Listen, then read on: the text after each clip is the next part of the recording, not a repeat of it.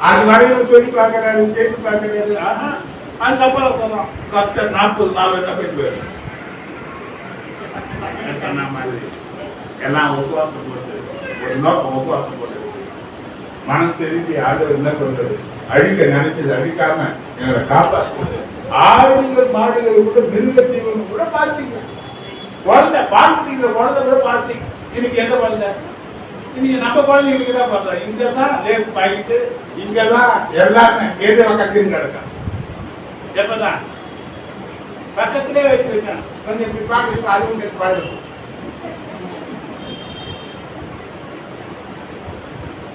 நம்ம ஆராய்ச்சியில் வர வந்து டெட்டு பண்ணாலும் சினிமா பார்க்கறதுக்கு வர மாதிரி வரும். நாத்தியா அங்க பாப்கார்ன் வச்சு என்ன பண்ணி எடுப்பாங்க, அது போல இருக்குங்க. ஒரு பரிசுத்த இடம் அது, தேவன் தங்குகிற இடம், தேவன் வாக்கப்படக்கூடிய இடம். இடம் எவ்வளவு சுத்தமா இருக்கணும் கவனிச்சு பாருங்க. வெளியே கோயிலுக்குள்ள போனா அது பரிசுத்தமான ஸ்தலம், இங்க அசுத்தமான இருக்குன்னு சொல்றான். இங்க எவ்வளவு அசுத்தம் நடக்கிறோம், நம்ம சிந்தனையில அசுத்தம், செயல் அசுத்தம். இங்க என்ன பேச்சு கிடக்குற எல்லாமே நாம செய்யுமா? உனக்கு இஷ்டமானதை செய்யாதபடி கால விலைக்கு வழிகளின்படி நடவாமலும் உனக்கு இஷ்டமானதை செய்யாமலும் சொந்த பேச்சை பேசாமலும் இருந்து ஓய்வு நாளை மனமகிழ்ச்சி நாள் என்றும் கர்த்தருடைய பரிசுத்தமான நாளை மகிமையுள்ள நாள் என்று சொல்லி அதை மகிமையாக எண்ணுவாயானால் அப்பொழுது கர்த்தரின் மனமகிழ்ச்சியாக இருப்பார். பூமியின் உயர்ந்த இடங்களிலே உன்னை ஏறிக்கும்படி பண்ணி தகப்பனாகிய யாக்கோபின் சுதந்திரத்தினாலே உன்னை போஷிப்பேன். கர்த்தருடைய வாய் சொல்லிட்டு எழுதப்படும். எங்க வைப்பார்? எங்க வைப்பார்? என்னமா வைப்பார்? ஐமோஸ். உங்க வேலையில் ஐமோஸ் யார் இருக்கணும்? நீ இருக்குன்னு நினைக்கிறீங்க? எல்லாத்துலயும் மேலா இருக்குன்னு நினைக்கிறீங்க? வாழா இல்லாம தலையா இருக்குன்னு நினைக்கிறியா? என்ன பண்ண இந்த பரிசுத்த நாள் என்ன பண்ண? இது உனக்கு இளைப்பாறுதலின் வழி, புது பெலன் அடையத்தக்க வழி. அதனாலதான் வேதம் சொல்லக்கூடிய காரியங்கள் காரணம் இல்லாம பரிசுத்தாவியர் எழுதல. எபிரேயர் 10:25 பார்த்தீங்கன்னா சபை கூடி வருதுல சில விட்டு விடுவது போல என்ன பண்ணாத. ஏன் சொன்ன? நீ எங்க இருக்க வேண்டிய ஆளு? தலையா இருக்கணும். நீங்க வாழா இருக்கிறாங்க, நிறைய பேர் யாரும் இருக்கிறாங்க. யாருக்கு தலையாட்டி யாருக்கு முன்னாடியே போறாங்க. ஒரு தீர்மானம் எடுக்க வேண்டிய ஆளு, எல்லாவற்றையும் முன்னணி நடத்த வேண்டிய ஆளு, ஒரு மேலான ஸ்தானத்துல இருக்க வேண்டிய ஆளு. அந்த உயர்வு எப்ப கிடைக்கும்? உயர்ந்த ஸ்தானத்துல எப்ப நீ நிற்க முடியும்னா இந்த பரிசுத்த நாள பரிசுத்தம் ஆசை. எவ்வளவு பயம் சொல்லிருக்கிறேன். நான் வரதுக்கு முன்னாடி பாய போட்டு முழங்கல்ல நேரம் முழங்கல பேசி நிற்காதீங்க. குழந்தைங்களோட இருக்காதீங்க. குழந்தை விட்டுடுங்க. கூடிய மாணவர்கள் குழந்தைங்க சொல்லி கொடுக்க கருத்தர் ஆராதிக்கணும். ஏசப்பா உன்னை ஆசீர்வதிப்பாரு, ஏசப்பா நீ பாரு, நீ ஜெபம் பண்ணு, பாட்டு பாரு, பிள்ளைகளை உட்காந்து என்ன பண்ணு. 5 நீ வளர்க்கினது உடனே 5 வரையாதது 50 வரையாது. சின்ன வயசுல என்ன பண்ணணும்? பிள்ளைகளுக்கு அந்த தாக்கம் பாருங்க. சண்டே கிளாஸ்ல சொல்லி கொடுக்கறத வீட்டுல கூட போய் பாயிண்ட் இருக்காரு. வீட்டுல போய் உட்காந்து பாருங்க. சில பெண்கள் தலையில் முக்கால் போட்டு என்ன பண்ணா அது எங்க பார்த்துது? எங்க பார்க்க முடியும்? சபையில தான் பார்க்க முடியும். சபையில பார்த்தது அது என்ன பண்ண அது செய்யும். அப்ப இந்த பழக்கத்துல கொண்டு வரக்கூடிய காரியம் யாருக்கு தெரியுமா? நம்ம கையில தான் இருக்கு. எபிரேயர் 12:23-24 பார்த்தீங்கன்னா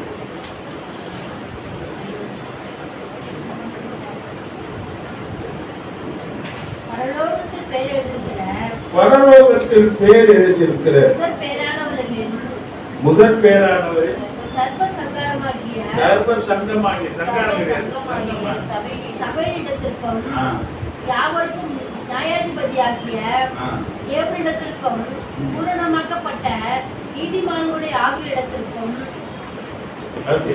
புதிய உடன்படிக்கையின் மத்தியஸ்தராகிய இயேசுவினிடத்திற்கும் ஆபேலுடைய ரத்தம் பேசினதை பார்க்கிறோம் நன்மையானவர்களை பேசின ரத்தமாகிய தெளிக்கப்படும் கர்த்தரிடத்திற்கு வந்து சேர்ந்தோம்.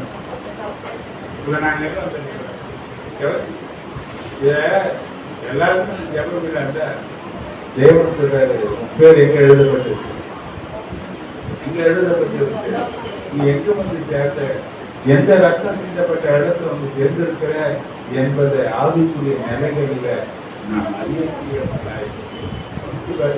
பழைய ஏற்பாடுதான் ஒரு கொள்கையை வகுத்து கொடுத்தார். அந்த சட்டத்திட்டத்தை வச்சாரு. அவர் சொன்ன சட்டத்திட்டத்தை பாருங்க, யாத்திராகம் 16:23.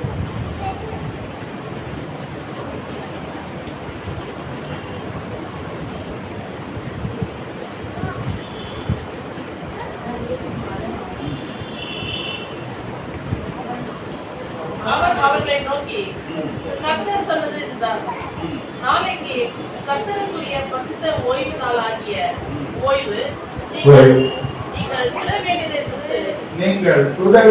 சுட்டு, லேவிக்கு வேண்டியதை வேக வைத்து, மீதியாயிருக்கிறது எல்லாம் நாளைக்கு மட்டும் உங்களுக்கு வைத்து வையுங்கள் என்றார். அப்பதான் பார்த்தீங்கன்னா சனிக்கிழமை ஓய்வு, பழைய ஏற்பாடு 7ஆம் நாள், வெள்ளிக்கிழமையே அழுகு பத்திரிக்கிறதெல்லாம் முடிச்சிருக்கு. சனிக்கிழமை என்ன பண்ணக்கூடாது, அன்னைக்கு கட்டல 1 மைல் தூரம் நீ அந்த ஒரு எல்லையை விட்டு போகக்கூடாது. இது கட்டலை. இன்னும் யாத்திராம 23:10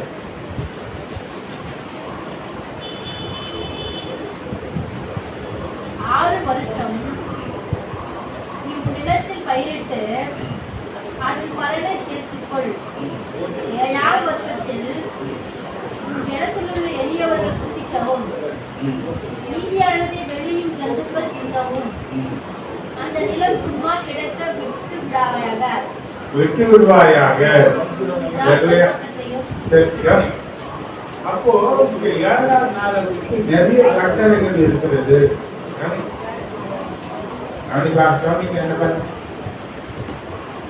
நீங்க நான் பாருங்க, 60 வயசுல கவர்மெண்ட்ல வேலை செய்யறது ரிட்டையர்மெண்ட் ஆனவங்க என்ன பண்ண மாட்டாங்க, ரிட்டையர்மெண்ட் ஆகிட்டு வீட்டுல உட்காந்து போராடி பார்த்து செட்யூல் வேலைக்காக போறேன். எப்ப அரசாங்கமே சொல்லுங்க வேலை செய்து போறது ஆண்டவருக்காக செயல்படுவோம். பண்ண மாட்டேன், எதுக்கு வரமாட்டேன்.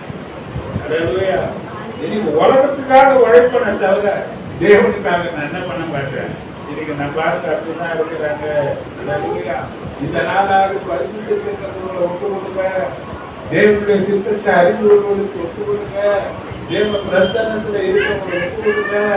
தேவனுடைய பிரசன்னம் உங்க பிரச்சனைகள் எல்லாம் பணி போல மறைய செய்யும். எவ்வளவு 4:1 வாசி.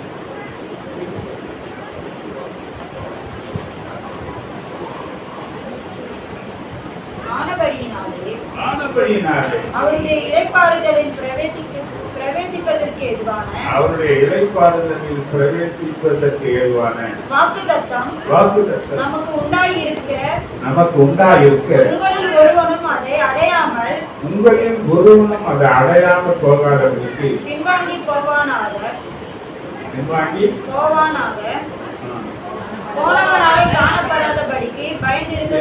போனவனாக காணப்படாதபடிக்கு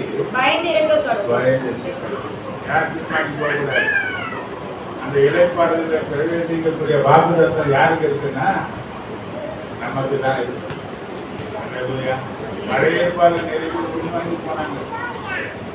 பழைய ஏற்பாடுனா சட்டம் கல்லெடுத்து கொண்டுவோம்.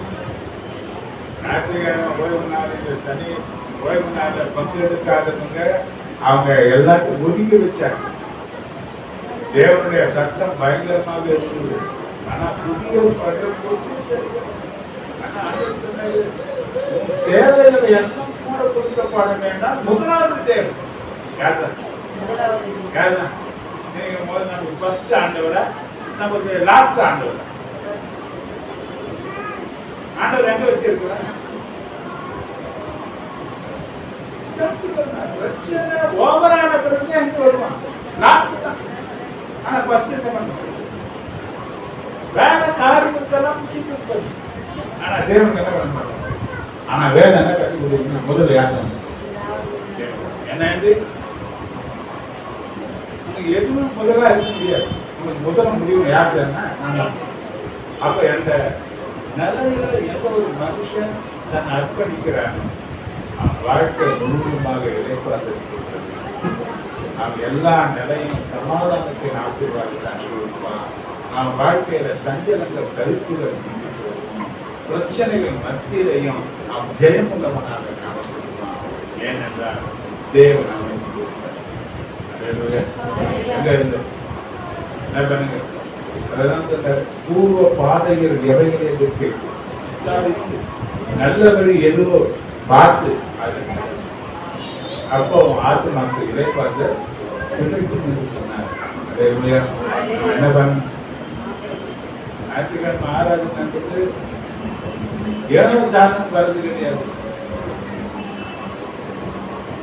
இப்ப நான் கேட்டதுக்கு என்ன பரிசீலனை கேட்க வராதுன்னா உடனே முடியல. இது யார் கேட்டது? ரெண்டு கூட்டம். ஒன்னு தேவன தெய்வத்துக்கு ஒன்று சாத்தான். இப்ப இவங்க சொன்னது யார் கேட்டது? இப்ப இவங்களை பார்த்தது யார்? நீ சொன்னபடியே உனக்கு ஆக கழுவுது என்ன ஆயிடும்? தப்பிக்கிறதுக்காக ஏதோ ஒன்று சொல்லி ஏதோ ஒன்று மாட்டிக்க. நீ எவ்வளோ தப்பிக்க நினைச்சு அதை மாட்டிக்க. ரெண்டாவது இன்னொரு காரியத்தை ஒன்று சொல்லி நான் முடிச்சு. ஏன்னா இந்த வாக்குத்தத்தம் கிடைச்சி இன்னும் பேச வேண்டிய காரணம் நிறைய. இஸ்ரவேல் ஜனங்களுடைய வாழ்க்கை செலுத்துறதுக்கு நீ பார்த்தீங்கன்னா சுகமா இருந்தாங்க. எகிப்துல எங்க இருந்தாங்க?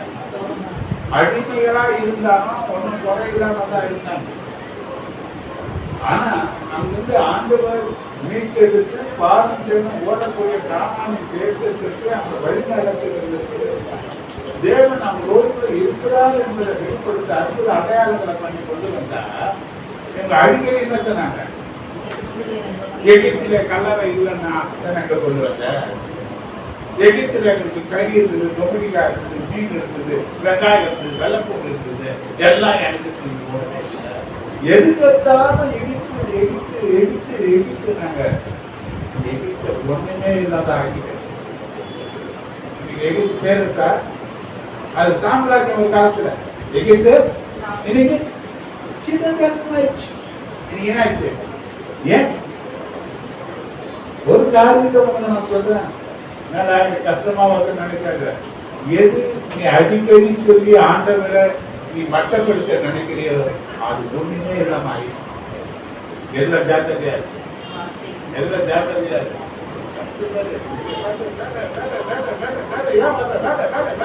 அது இல்லாம ஏன் அந்த என்ன விட அது மேல ஒண்ணு கிடையாது. ஒண்ணும் வியாபாரத்துக்கு மேல இருக்கு. எப்ப நீ முன்ன வைக்கிறியோ நீ தேடாததையும் உனக்கு தேவை அவர் கொடுப்பாரு. நீ கேட்டதையும் தருவாரு, நீ கேட்காததையும் கத்தரு உனக்கு தருவாரு. ஏன்னா யாதான் உனக்கு முதல்ல அதுதான் சொல்றேன் நானு. ஆனா இதனுடைய இழப்புகள் பார்த்தீங்கன்னா ரொம்ப அதிகமா இருக்கும். நிறைய காரியங்கள் நான் சொல்ல முடியும். ஆனா நமக்கு என்ன இதுவா தெரியலன்னா அந்த நாட்டுக்கு வர ஒரு நாள் தான் வராங்க. நிறைய பாட்டு கிடையாது, வேற பிளேயர் கிடையாது. நீங்க எல்லாம் பாருங்க, வேற சபையிலெல்லாம் பார்த்தீங்கன்னா ஒரு பாஸ்ட் பெரிய மீட்டிங் எல்லாம் பண்ண அவன் கூட ஒரு கூட்டம்.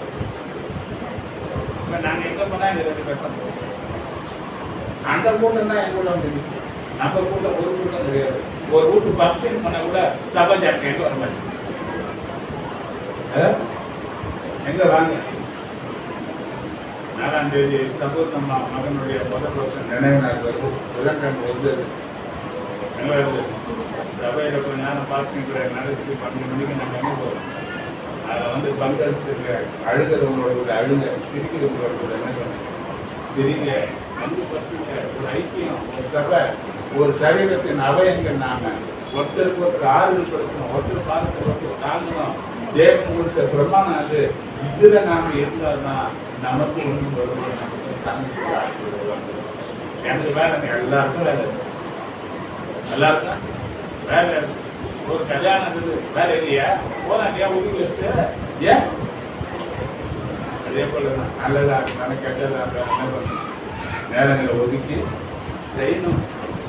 ஏன்னா சபை ஒரு குடும்பம், சபை ஒரு குடும்பம். அந்த குடும்பத்தில் இருக்கிற எல்லாம் ஒன்றா இருந்தால் தான் அது மற்றவங்களுக்கு ஆசீர்வாதம் செயல்படுவாங்க. இதுக்கு நீங்கள் செயல்படுங்க, கற்று நம்மளை ஆசீர்வாதம். ஓகேவா? சரி, காணிக்க பாடு.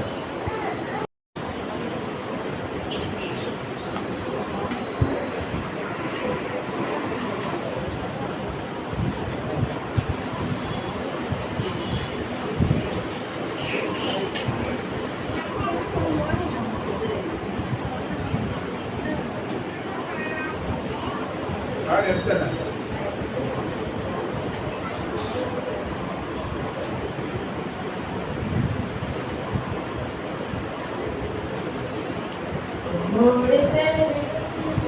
ஒரு நிமிடமும் வீணாக போகாதையா, என்னை பலவானாய் மாற்றுவையா. உம்மோடு செலவிடும் ஒவ்வொரு நிமிடமும் வீணாக போகாதையா, என்னை பலவானாய் மாற்றுவையா.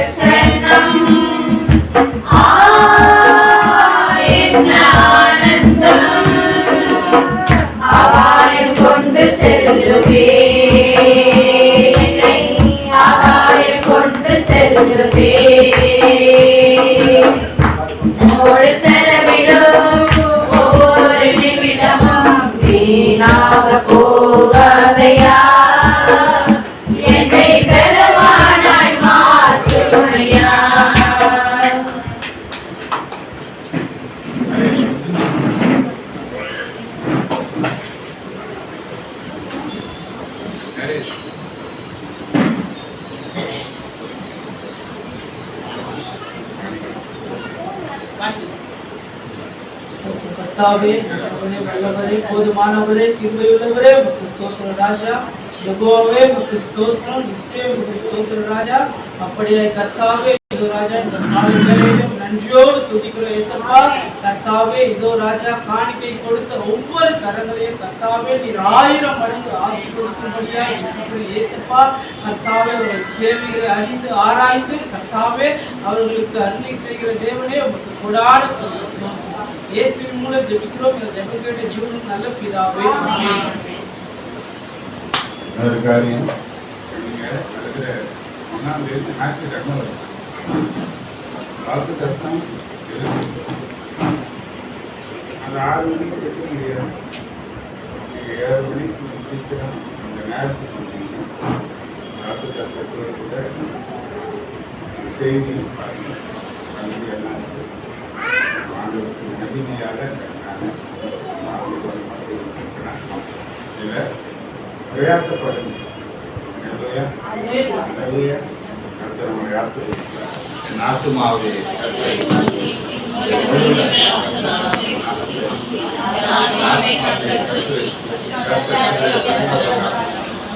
நம்முடைய கர்த்தராகிய இயேசு கிறிஸ்துவின் கிருபையும் பிதாவாகிய தேவனுடைய அன்பும் பரிசுத்த ஆவியானுடைய ஐக்கியமும் ஆசீர்வாதமும் அவருடைய பாதுகாப்பும் பராமரிப்பும் வழிநடத்துவதும் நம் அனைவரோடு ஒவ்வொரு பரிசுத்தவான்களோடும் வந்திருக்கிற அனைவரு குடும்பங்களோடும் எந்த நிகழ்ச்சி நிகழ்ச்சி.